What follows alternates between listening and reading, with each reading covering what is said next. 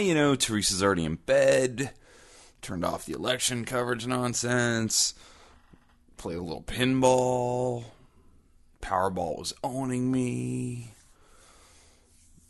Wide awake. Why not? Why not knock out episode 120 of Coast to Coast Pinball? Let's do this. Let's go.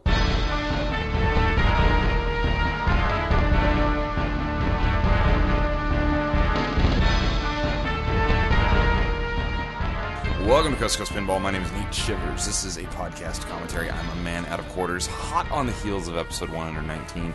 We're going to do episode 120, and 120 is going to be one of those episodes. Crazy Forum Static Mania. Heck yeah, Crazy Forum Static Mania. That means I don't have to plan very much. That means I can just use and abuse the Pinside forums for all my content.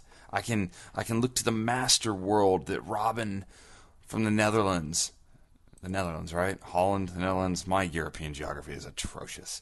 I can use his website. I can suck it dry of information. We can go right to the Pinside forums, and we can do Crazy Forum Static Mania. And that's what we're going to do here now, starting out in the wonderful All Pinball category. And we click on All Pinball, and we started off with a bang. Rank your collection from favorite to least favorite is the topic that we're going to discuss. Because if you don't know Crazy Forum Static Mania, I literally just go category by category and talk about it with you, dear listener. And this is an old thread. I've seen this thread before. It was started by Mr. Cosmo Kramer, who's just north of me in Riverside, California. Because I'm coming to you not live from San Diego, California here on, November 4th. Yeah, Tuesday, November 4th. So my collection is small. I only have 4 games in my collection with a 5th one on the way soon enough. My collection would have to go from top to bottom. Currently number 1 is Twilight Zone. You know I love Twilight Zone. If you listen to the show at all, you know I love Twilight Zone. So that's my number 1. I play it nearly every night. I was just playing it a minute ago. And I was going for doors, not score. And I was getting my butt kicked, so it wasn't too good. Number 2 in my collection would be Tales from the Crypt. I do like the Data East classic Tales from the Crypt. Thank you, John Borg and team, for that one. That's fun. I may sell Tales from the Crypt in the next few months. That could happen. Number 3 on my list would be my beautiful bride here, my bride of Pinbot, the machine bride of Pinbot.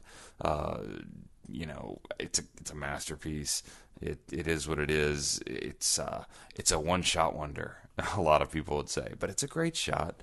I like my bride of Pinbot. And then out in my living room, segregated away from these other 3 machines, we have Skylab. And Skylab's fun, but I think it's time to find a better EM for my world. So, just to give a quick rundown of the thread starter of this awesome topic, Cosmo's collection, he went Metallica Pro, which is the time he wasn't sure yet, is number 1, and then The Shadow, Black Knight, Firepower, NASCAR, Flash, Space Invaders, Buccaneer, Black Pyramid. Interesting. Black Pyramid's one of those kind of like not popular games, if you know what I'm saying. So there we go. So that's the way to start off Crazy Forum Static Mania.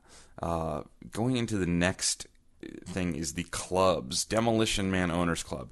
All I'm going to say about Demolition Man is that in New York City at Modern Pinball NYC, they have a very well kept Demolition Man that Zach and I played against each other in our little head-to-head tournament last week, and I beat him on Demolition Man, I think. Actually, don't totally remember, but we're going to go with I beat that. All Game Room Talk. We're moving to the All Game Room Talk. The top question is like just an incredibly dull topic that I'm not going to even mention. I don't want to insult anybody. But after that is the 6-second garage door break-in you can prevent. All right? So I think this is probably influenced somewhat by the stolen game, the Big Bang Bar that was stolen in Houston. That was a thread on Pinside that garnered quite a few views and still is an ongoing conversation. A Pinsider had his Big Bang Bar stolen and had to actually collect insurance money on it. And it was very tough for him to prove how valuable that game actually is. So there were some lessons to be learned in that.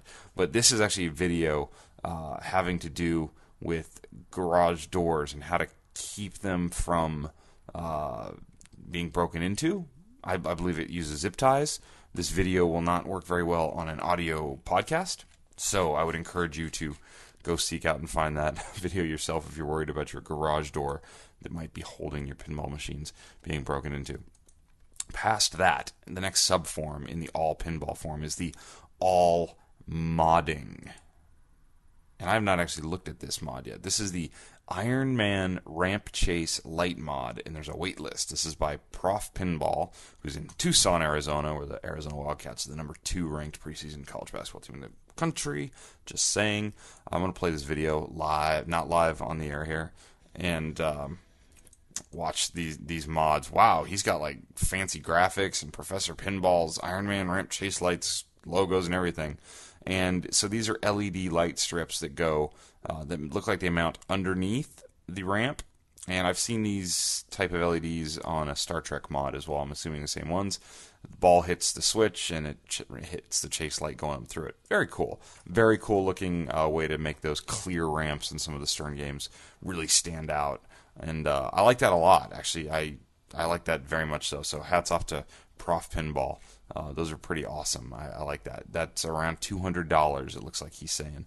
He's working on Tron ramps for release number 2. And those look to be the similar sort of lights that I saw, like I said, in the Star Trek mod. Maybe not the exact same ones, but you know what? While I'm in this thread, and since we're a little freeform tonight, because I'm doing whatever I want to for episode 120, there's a post here by Pinball in 1983 that says The Walking Dead Well Walker Makeover, and I can't help but click on it, and I want to see what they did. So there's a before, and then there's an after picture.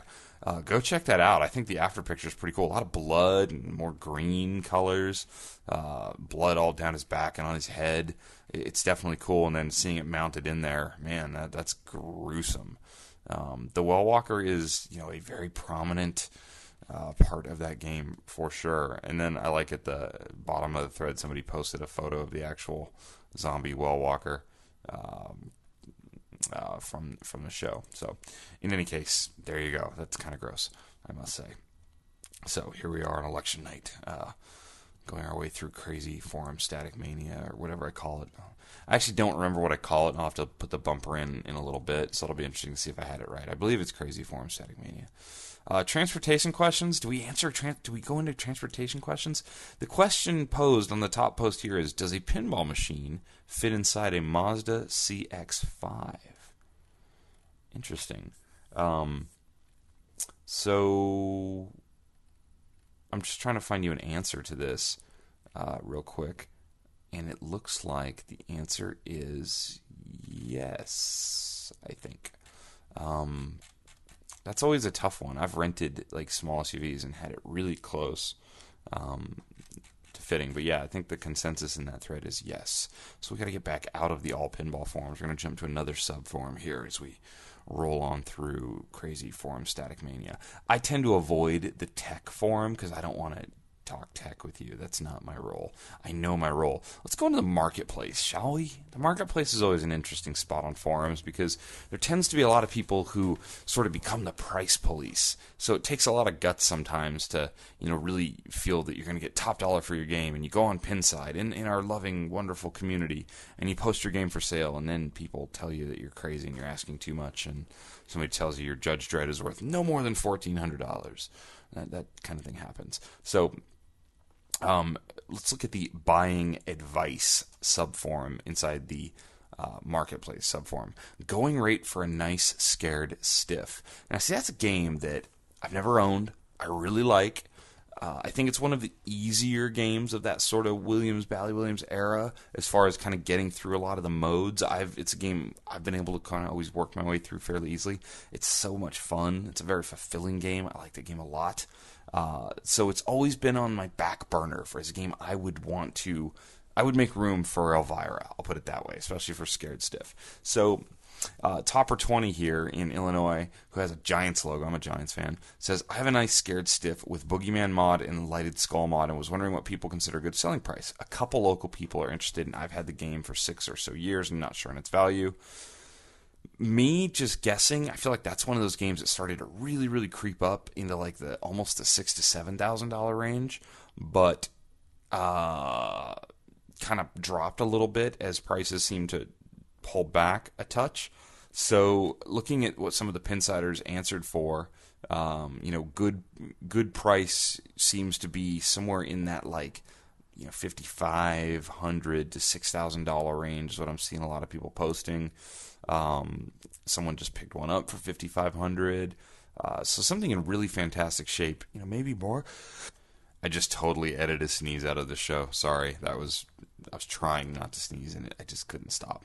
So anyway, that's interesting. Scared Stiff. That's one of those games that before all the new small build and independent games came out, before Jersey Jack was on the scene, before Planetary Pinball was on the scene, Scared Stiff was one of those kind of definitely A-list games that everybody was trying to get a hold of, and it's been pretty interesting.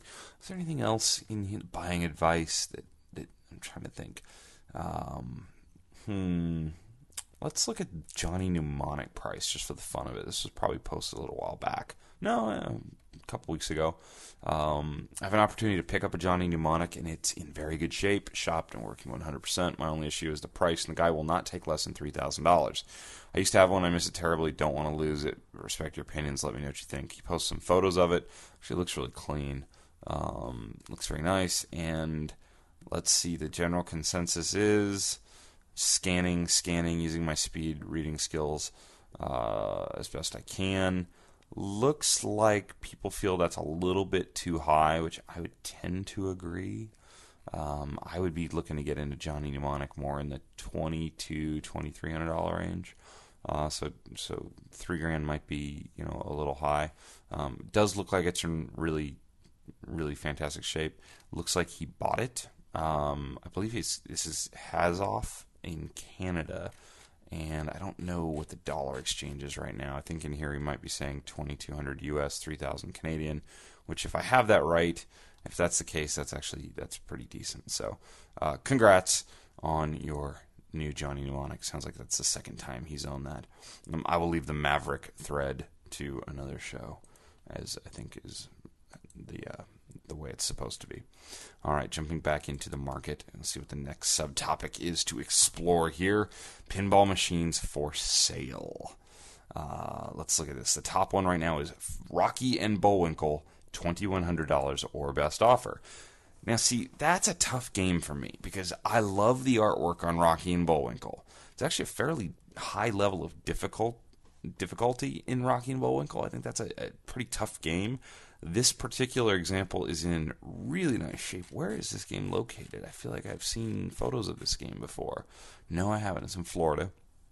Very nice shape, 100%. Cabinet art is nice and bright, only a few minor blemishes. LEDs with inserts brighten them up. It has the mech for the Nell assembly, but the motor died recently because the Nell, little assembly on the right-hand side where she's headed towards the saw. It says the motor just died on that, so that's unfortunately. Small scratch on the nose and the back glass. Central Florida near Disney. Had it over 4 years. Don't have time to appreciate it. $2,100 or best offer. It's funny. That seems to be what those sell for in Southern California. Certainly in that, that price range. There's a lot of stuff that can be had for that price. I think getting $2,100 for a Rocky and Bullwinkle nowadays is more difficult. There is a tiny bit of playfieldware on this machine. I don't know. I'd have to go look it up. If we go to Boston Pinball.biz, they track the eBay sales, which is going to give you sort of your high side pinball sales, but at least we can get an idea of what Rocky and Bullwinkle has sold for on eBay. We're scrolling down to that, and I can tell you that this year, Rocky and Bullwinkle and Friends, there's been 9 of them sold on eBay. So this is a good sample size for an average price of $1,810, which that's kind of what I was thinking. in the past like few years, the average price is $15.32. So 2100 is going to be a little high there. You're probably looking more in that 17-18 range. I would have a tough time paying more for a Rocky and Bullwinkle than I paid for a Tales from the Crypt. I feel like Tales from the Crypt's a little, maybe not deeper per se, but just maybe a different sort of rule set. Very similar builds, very similar games. So in any case, good luck with your Rocky and Bullwinkle sale. What else is? I love this thread. This is like one of my favorite subcategories on Pinside, is to see what's actually for sale. I almost said average. That's funny. Avengers Limited Edition Blue reduced to 4,600. That's an interesting one. You know, Avengers has been kind of one of the duds that Stearns put out in this sort of hot streak that they had, and this one it's pretty. You know, he's got some blue LEDs in the back glass, it looks like. He has aqua backglass lighting, moved Loki counter to appropriate side, home use only, great looking game, open to trades, Captain America PopCap bumpers, Captain Shield, custom Tesseract mod. So this game is definitely tricked out, looks nice, has the blue armor all around it. $4,600, you know, for a Stern limited edition, or I guess it is limited, not premium, yeah, limited. So it looks like it's $189 or $89 out of $250. I mean, that doesn't seem like a bad price at all. Avengers just has not been a game that's kept its value very well. And somebody posted in here, I'm a buyer at $4,500. It won't be long. Good luck with sale. It looks like he's dropped down to 46 now. So if that guy is for real at 45, I think he would have sold it by now. I think that deal probably would have been done. It's a good price for what you're getting. You're getting a limited edition Stern with all the bells and whistles. This is one of the games where I would definitely not want the Pro version. Just the quality of everything felt different to me when I played them both. I personally forget all the differences. I don't remember them, but I just remember first playing a premium or a limited edition, at the Pinball Hall of Fame or somewhere it had a limited edition, and then playing a Pro shortly afterwards. And I think you know how I feel about Avengers Pro. It just doesn't shoot well. I don't find it a fun game to play. It's not like you're not anxious to hit the start button again. It has awkward shots. Maybe in a home environment where you really get to learn those shots and they're sort of tough because a lot of them are crammed in with each other. Maybe it's fun, but it's just doesn't please my eye, doesn't please my senses. I like the sound in that game a lot. That's actually one of the best things about it. But I would, if this was offered up to me at $4,500, $4,600, I'm not in on that probably. If I'm looking at Avengers, I'm waiting for those things to really drop down. We're looking like for a $3,800, $3,900 limited edition, which I know that seems blasphemous to some, but that's kind of where I'd be at. So anything else just popping up here? Maybe something I'm super familiar with. Doesn't look like it. A Firepower for sale in Phoenix, Arizona for $400. Let's see if that thing's a wreck or not. Warren Playfield, yeah, I mean, the playfields on Firepower are just so often blown out. Yeah, this one is totally blown out. I see that pretty often on that game. So, all right. Jumping back into the main market subforum, what else are we going to find? Pinball parts for sale. I think we'll skip that. Pinball machines wanted. We could look at Pinball Machines Wanted. Why not, right? It's a Tuesday night with friends. Looking for a Swords of Fury. Maybe he wants to make a Buffy the Vampire Slayer pinball machine, right? Oh boy, the word Lion Man appears in this post, which sort of depresses me. Yeah, so Swords of Fury, Lion Man, I get it. Next. Wanted to buy Indiana Jones Stern. I don't think we've seen that post many, many times in the world.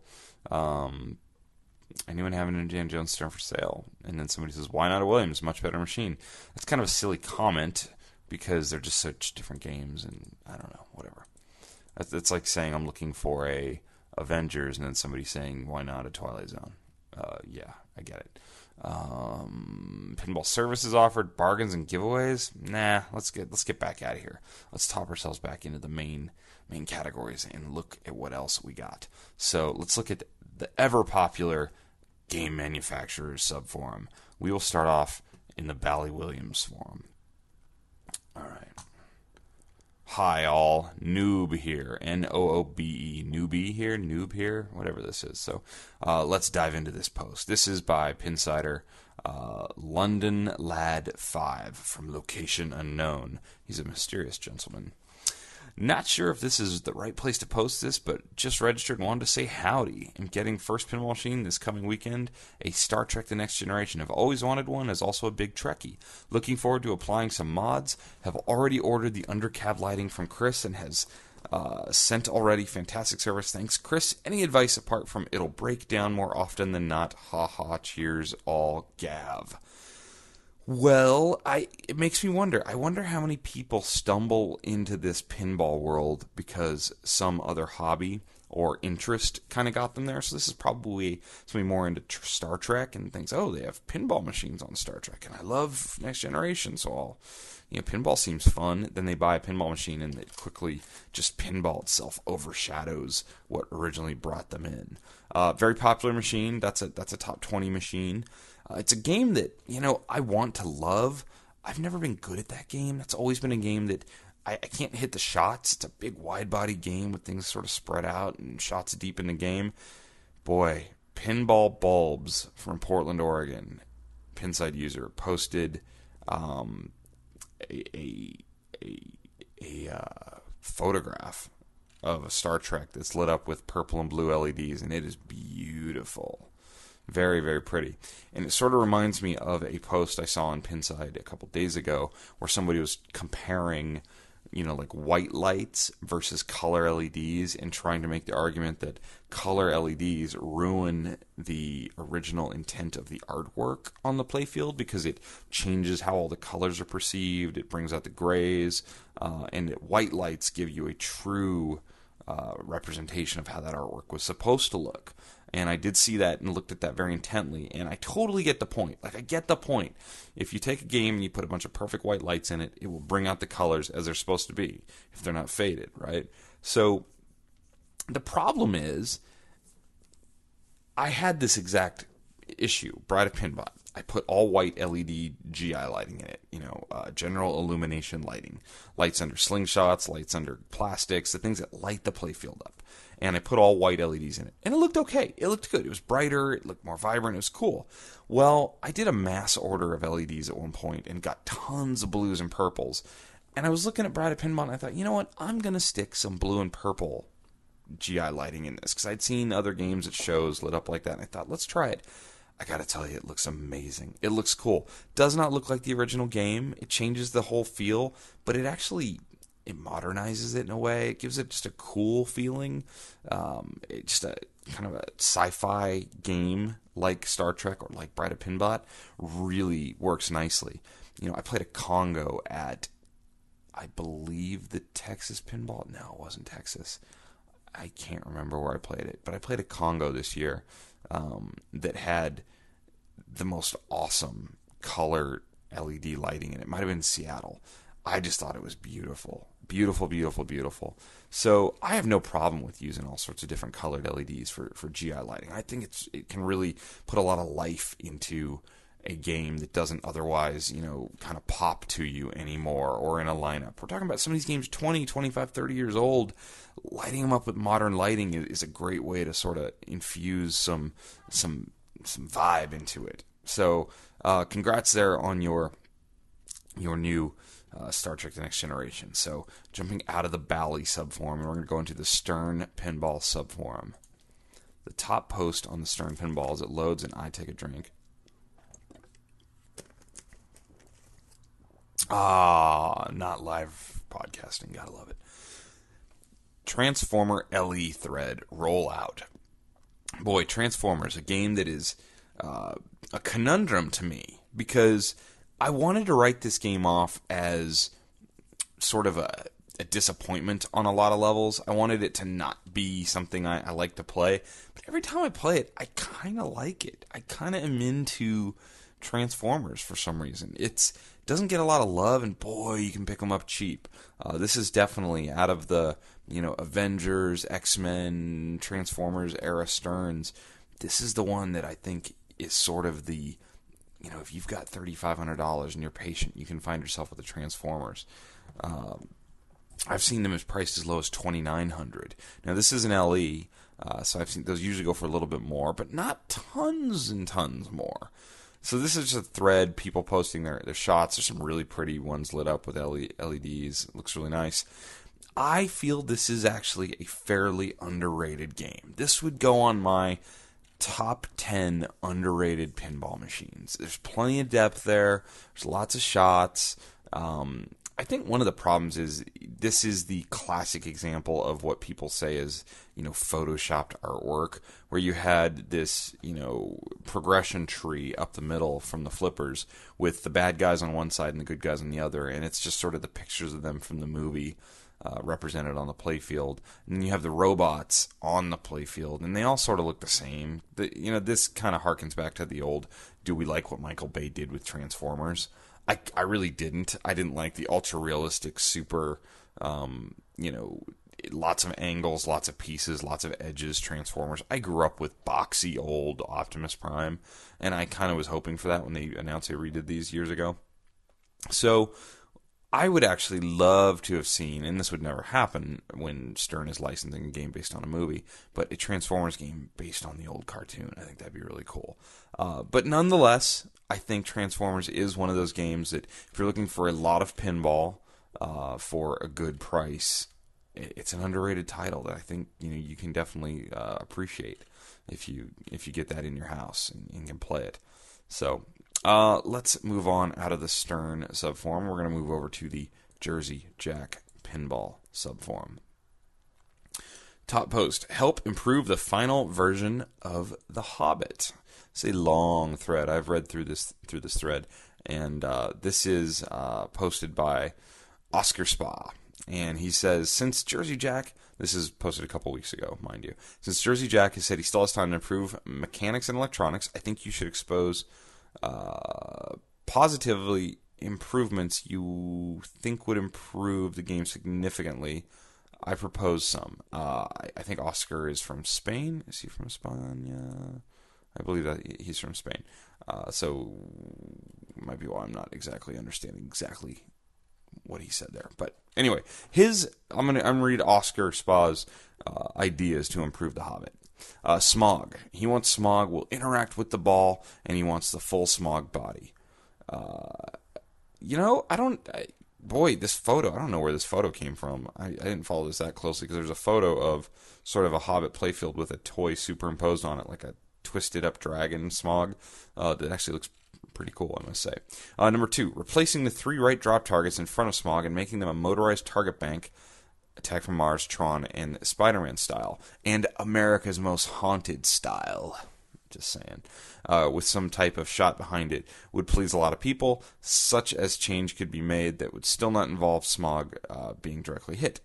Smog that fills the entire back of the game. So he's looking for a big Smog with tail and everything filling the back part of the game.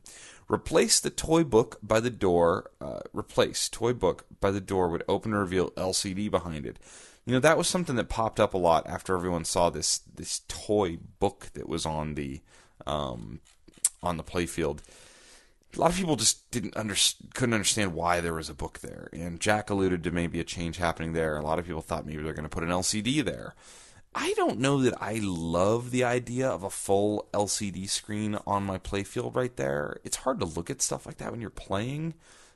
Maybe something more like a toy like in The Wizard of Oz with the crystal ball or something like that. Possible. I don't know.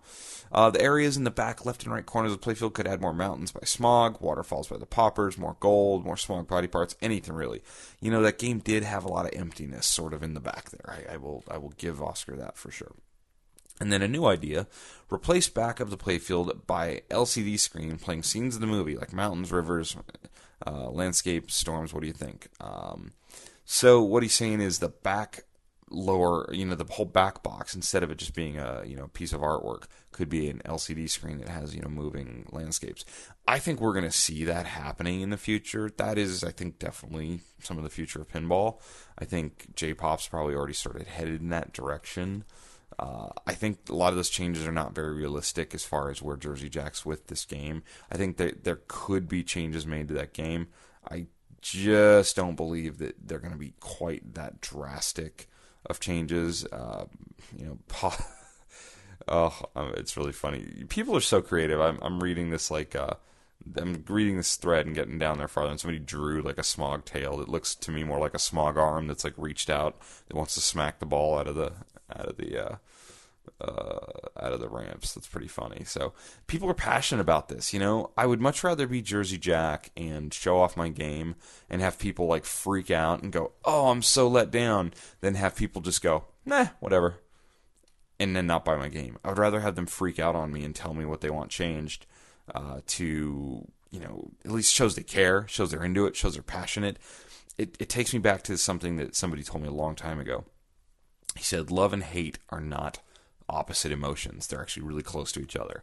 Love and complete apathy, or hate and complete apathy, are opposite emotions. And that's very true. And it kind of goes along with our hobby and how vocal people get on Pinside. About the games and design, and as these new games have been sort of designed in the public eye, people get really attached to it and want to impart their change and want to help because they care. You know, they do care, and that is a good thing. So it's tough, however, because you can't make sweeping, huge, giant changes on something at this point, I don't believe. But at least people are into it and at least care, and I think they are going to make some interesting changes to the game, and I'm looking forward to see where we end up at the end of the day with The Hobbit, for sure. All right, let's move out of the Jersey Jack subforum. Next up will be Highway Pinball. If you have not listened to the current Pinheads with a Z, Pinheads Pinball Podcast, that is the show based in Australia, the land down under, Rod's show. By all means, go download the latest episode. Really good show. I will tease Rod a little bit. The intro of his show is like a quarter of the length of one of my entire shows. I think that's, I mean, kudos to him for being able to do all the editing and put it all together and have the patience. But I did actually timestamp the intro of the new Pinhead show as being, I believe, just under 10 minutes long, sort of like a preview of the show, which is fantastic. But more importantly, he has a very good interview with Andrew Highway of Highway Pinball, and they talk about Full Throttle, post Expo, future plans for Alien, etc., etc. So go listen to that. The top post in the Highway Pinball subforum is actually from Highway Pinball, and it's from 2 weeks and 2 days ago, and it is post Expo, and it is Alien Pinball official game thread. And he kind of, you know, lays out the game here. You see a blueprint of the game, so we get a shot map, which is very cool. It's a basic playfield layout with shot descriptions. With the airlock, the alien, the queen, the facehugger magnet toy is all laid out there, which has created a lot of excitement for this game. I need to read through this thread to answer my question I've had for a while, which was, can I buy just the alien game, which I am guessing is answered somewhere in here. I just have not read this whole thing. People are starting to like reserve numbers. People are in on the game. You got Dennis Nordman going on. I think this could be a really big player in the independent pinball game market next year. I really think 6 to 8 months from now, a lot of people are going to be talking about Highway Pinball. So it's a big long thread. I think it's almost 200 posts. Jump into it, man. Go read. There's a lot to say on this game. I'm really happy to see Dennis Nordman being involved with a project of this level. I think that's awesome. And kudos to all the guys at Highway Pinball and Dennis Nordman. The next one here is Skitby Pinball. I have a feeling I know what the top one is going to be. It's actually not. So, Skitby. Skitby came to Expo and did not show the new game Extras of Dangerous. They brought a Predator. They had a Sonic the Hedgehog, which was like their little, homebrew built game, rethemed game. And people got sort of upset here, and what I thought was going to be the number one thread here actually wasn't. It was a thread entitled "Predator Seemed Like a Scam, .. but eventually happily resolved." And it was a Pinsider who was in on Predator, who I guess wasn't getting emails returned from Skitby as quickly as they wanted, and they have money in on this game, or I think they didn't. They had some money in this game. I don't believe they had a ton of money, maybe $250. And it started this giant thread of people defending Skip B, people kind of going at Skip B, and people just sort of, commenting and whatnot. And eventually, people were getting contacted back, and it seems to me people are better now that Kevin sort of addressed things. Kevin wrote an email to the customers that basically says, it has come to my attention that due to a lack of communication on our end, many rumors have begun to circulate, which has shaken confidence, etc., etc. I would like to take an opportunity to add that any of you feel you've been neglected or ignored, I implore you to reach out immediately. There are variables, etc., etc. And Kevin Kulik kind of addressed it and said, hey, we're all good. There have been delays. I think a lot of people thought they would be playing their Predator game by now. And Skip B is in this really awkward position that they were sort of the first ones to announce. They came out and said, hey, look at what we're doing. We're doing an independently built game with a big theme. Predator's a big theme. We're just some kids in the basement, though, right? And people were very quick to commit to the game. They sold their 250 slots really quickly. And once they did that, I sort of was early on saying they need to quit worrying about talking about Predator now. Just build it and get the game out. They need to start thinking about what's next, because you're trying to build a company, right? You want to build a company, not just a machine. I don't think, Kevin is sitting there thinking, my life's goal is to build a Predator pinball machine. I think he would say something more along the lines, and I'm totally putting words in Kevin's mouth, but my life's goal is to build an awesome pinball company where I can design and create and ship and sell pinball machines. So I thought there was, nothing wrong with the fact that, and I think their license had a lot to do with it too, that they sort of went silent on Predator, because now it's just build the damn games. And start talking about Experts of Dangerous. Well, Expo came at sort of an inopportune time, I think, because Experts of Dangerous is not ready for public eye. If I'm Kevin, with hindsight, helping, I don't even show at Expo. I honestly don't even show. I probably write, if I want to show Experts of Dangerous to people in the industry, which I believe he was doing, I bring the game, I get a hotel for a day, I meet with those people, and I get out of there, and I post a nice thing on my page that, hey, sorry we didn't display, we're busy working on our Predator games, wasn't anything new to show you yet, love you, Skip B. That's what I probably would have done. That's myself. And instead, there's sort of this firestorm cleared up, and people are waiting for their games. And since Skip B announced and sold and has taken deposits that I believe we're now past the refundable stage on, there's a lot of new games out there. There's a lot of bright, shiny toys out there. And I think there's a lot of buyers who are thinking, man, I want my first bright, shiny toy. And I think America's Most Haunted started shipping, and it was kind of a wake-up call. Hey, those were announced after Predator, and they're already shipping. And then the Lebowski effect. We have a complete flipping game with some code in it sitting there on the floor at Expo. And, you've had multiple Stern releases, and I think there's probably some buyers who are just, the time of it all is frustrating it. Now, some buyers will be quick to say, no, I am supporting new builders and new designers and new ideas in pinball. I understand it'll take time. I'm cool. And thankfully for John Papaduke, and thankfully for some of the other builders who have not gotten their timelines dialed in, there are people willing to support it. I'm absolutely that way with Spooky Pinball. I really believe in what Spooky's doing. I really thought I'd have my game by now. But at the same time, I'm not surprised at all there were delays. They're creating a company, and I'm a part of that early creation on some level, and I think that's awesome. I think competition will propel pinball forward. Everyone talks about what needs to happen. I can tell you this. Good competition in any business will propel technology, ideas, and thinking forward. So I think that's important, and they just happen to have a game that I really liked and really captured my imagination, so I was in, and I'm perfectly fine being in. Skip B finds himself in a tough position because they got to get some games out, and it's hard to build pinball machines. So you can follow all of that in the Skip B Pinball subforum. We're going to jump back out here. I want to at least complete this subforum here. Next is Multimorphic, and Multimorphic I know is showing this weekend at the Houston show. So the post here, and this is a pretty good one to cover. This is a post from Jerry Stellenberg of Multimorphic, and he says, this is about a week and a half ago, post-Expo. He says, "Hi all, for those of you wanting to reserve your P3, and P3 is the platform that will play the Lexi Lightspeed Galaxy Girl game and other future, P3 games, Multimorphic P3 games. The new multi-game physical pinball platform for Multimorphic with our first 2 games, Lexi Lightspeed Galaxy Girl and Cosmic Kart Racing," which I always forget the name of that game.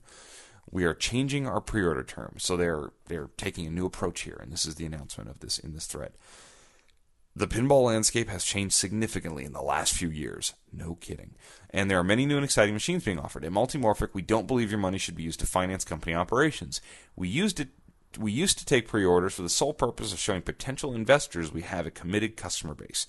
We never have and never will spend customer money on anything except final production of customer machines. Given the state of our business, it no longer makes sense to request large early payments. When you buy a machine from Multimorphic, we won't ask you to pay for production of the machine until we actually begin building it. Therefore, as of right now, pre-order customers need only pay a refundable $1,000 deposit to reserve your machine. No additional payments will be due until the machine enters production, which we're currently estimating to happen in mid-2015, depending on ongoing reliability testing and pre-production product. If you're interested, you can contact Jerry at gstellenberg@multimorphic.com. Go to their website, which is multimorphic.com. So I think that's a great move. I think getting people to do a payment plan that totals up to $10,000 on Multimorphic is going to be tough right now. So I really hope that this happens. I hope that Multimorphic takes off. I think there's some hurdles. I think Jerry knows there's some hurdles. I think the hardest parts of this are probably done now, though. Getting a game to play and feel like pinball that's really sort of not like traditional pinball, using so much of your space for video, having a modular design system. I think those are probably the hardest parts of this whole project, and that's kind of there now. Now it's really dialing in and making it look awesome, making it score awesome, play awesome, have awesome rules, all that stuff. And I really hope they get where they need to be. I look forward to talking to Jerry more as things go on. I hope they get some people committed to pre-orders and want to support this. I think this is a game that could potentially do big business in arcades because it is sort of a combo pinball with video, real heavy video aspects to it. I think there's a lot of things you could just do with this game on location. So check that thread out if you want to know more about that. You can get in touch with Jerry directly and head up multimorphic.com. Planetary Pinball is the next subforum here as we go through crazy forum static mania. The very top one is this long thread that I've spent many hours sifting through. Is any updates on Medieval Madness remake production? I'm just going to skip to the very last page and see where we're at because this thing's 25 pages long. And 5 days ago, I'm surprised the anti-MMR guys didn't make a joke about the fire exchanger being right next, blah, blah, blah. Heroic CP Defender. The problem with some of these long threads is you get people in here who are just simply arguing. They're there just to argue. They have taken a side, a red or a blue side, a Yankees or Red Sox side, whatever you want to call it, and they just are going to argue and argue and argue. The fact of the matter is there's been some holdbacks on Medieval Madness, and I think Rick has stated that he is just as frustrated as anyone, and I believe that. I saw the games being built in the Stern factory, absolutely happening. They're trying to get UL approval. UL is a safety ratings approval agency. It's something that I guess you need to do it if you're going to be on a large scale for a lot of different reasons. It's called Underwriters Laboratory, and they've been around for well over 100 years. And basically, they're going to test your game to make sure it's not going to burn your house down. Is the quickest way to say it. They're going to run coils open for extended periods of time to make sure things don't heat up and catch fire. If you say something like in the guitar amp world where I used to work, if we called something 1,000 watts. They were going to make sure that thing was 1,000 watts. And they were going to make sure that it was 1,000 watts safely for hours and hours and hours on end. They would literally turn your amp on and crank it up to full and run it for a day or something like that. UL is not the only approval. I think I misspoke on a past episode where I called something EL. It's not EL, it's ETL. There's a bunch of them. There's Canadian UL. There's all sorts of them, but UL is sort of the big one.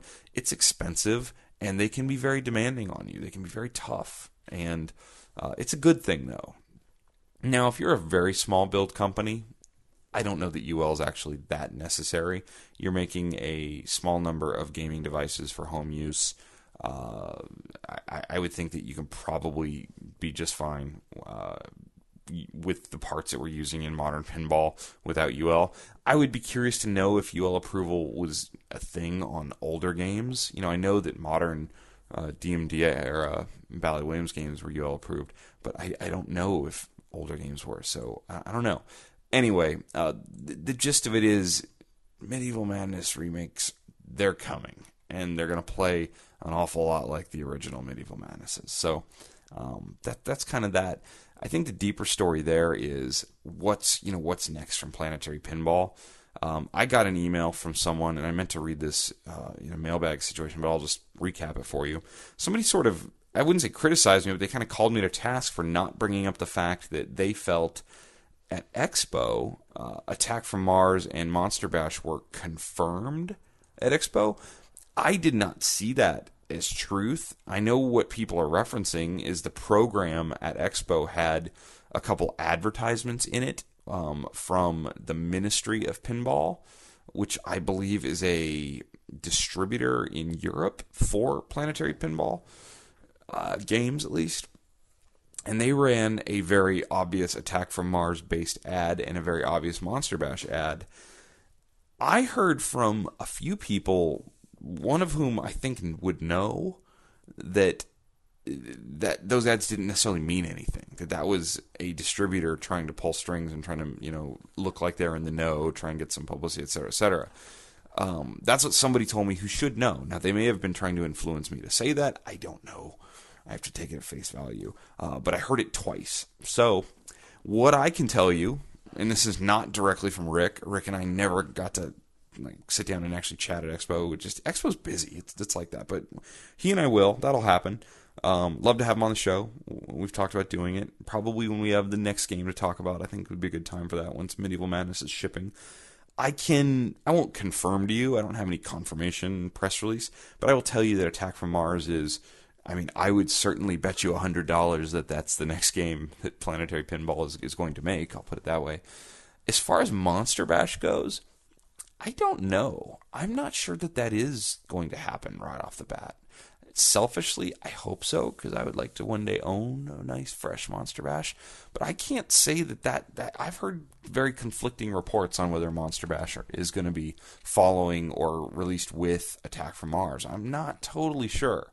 So we will see, and I definitely am excited to actually get to talk to Rick Bartlett at some time about kind of, once we get to Medieval Madness shipping, maybe we can talk about how glad he is to be there, the hurdles, what he can talk about, and then maybe the future. Because I think the future between Planetary Pinball and Chicago gaming is like a big deal. It's a big deal. They have the potential to really, really make a long-lasting impression on pinball manufacturing with their model and the way they're doing things. So that's pretty exciting. Let's see. The last two subjects, Dutch pinball. I think that Dutch pinball's getting a lot of play with the whole Phil leaving post, and that is actually still the top post. I've actually read all the way down to the last two posts. I love how on Pinside it tells you how many posts are there or unread by your eyes, and I have two currently, and it's actually nothing of real importance here. I emailed a little bit with Barry today. And Barry feels like he's sort of getting everybody to, back away from the ledge. I think it was a rough day for Dutch pinball, like a really rough 24 hours. I think that I don't know what happened. I don't have inside information on it right now. Dutch pinball is going to be okay. Phil's going to be okay. Everyone's going to be okay. These are all good people, all adults, smart people. Barry has addressed a lot of the concerns directly with people who have pre-ordered the game. People seem to have calmed down. Barry basically just said to me, we will talk soon. He's busy on Bride of Pinball 2.0 and busy getting Big Lebowski going. So he wants to talk about the game and not this situation. And I think that's for the best. I don't think there's much really to talk about other than, the personnel at the company changed a little bit. And it happened at just probably what I would call an inopportune time. So I think I've said enough on that so far. And then the final one, boutique and homebrew, the two words I like the least for these small build independent companies. The top post right now is Wrath of Olympus, played it at Expo. Wow! With like 7 exclamation points. Well, let me tell you, Wrath of Olympus, I also played it at Expo, and it is wow. It's very cool. I like it a lot. I think what Scott has done is just fantastic. I really, really hope that they get to their 100 games, 150 games. I'm all over the place, but I believe they have to get to 100 games, and then they're going to put this thing into production. I feel like they'll get there. I really do. It'd be a shame if they don't. If I wasn't already in on a game, I'd probably be considering this game. It is an expensive game, but I think there's a lot in there. The original artwork is just freaking cool. Some of the rule set stuff that I saw was very smart and very good. So nothing but best wishes for Wrath of Olympus, or as they call it, Wooly, is getting that out there. So that's a run through the Pinside forums and just some commentary just to keep you busy while you're driving to work, at work, working on your pinball machine, whatever. I do this for the pure fun of it, for myself, keep me chatting and talking. You guys are my pinball buddies. I mean, that's really what it comes down to, right? Anyway, that's Coast to Coast Pinball episode number 120. Really appreciate you listening, and we will talk to you again very soon.